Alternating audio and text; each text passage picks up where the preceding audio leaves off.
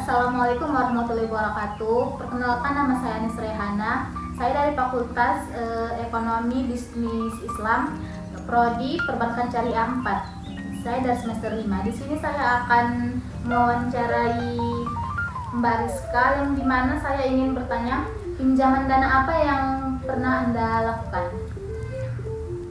Sejauh ini yang saya lakukan itu pinjaman dana Mekar. Gimana caranya biar kita bisa minjam di Mekar?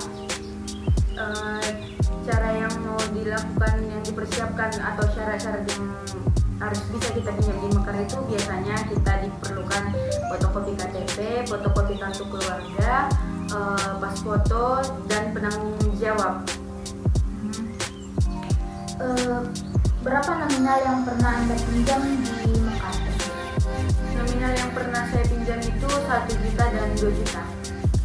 Jika kita meminjam senilai 1 juta, itu bayarnya gimana? Itu per minggu atau per bulan?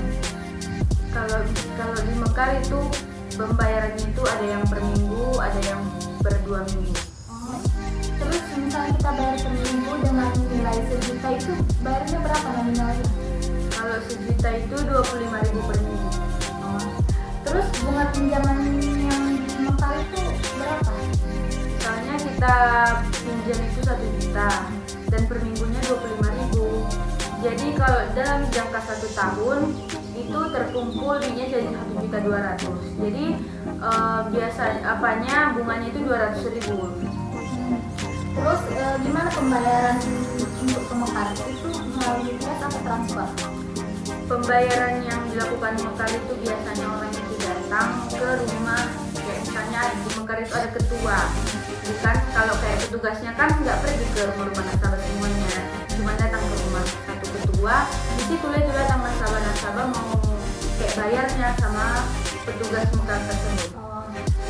Lalu kendala apa yang terjadi jika kita meminjam di Mekar? Yang sering terjadi kendalanya itu kayak misalnya kan tadi yang saya bilang persyaratannya itu harus punya tanggung jawab ya.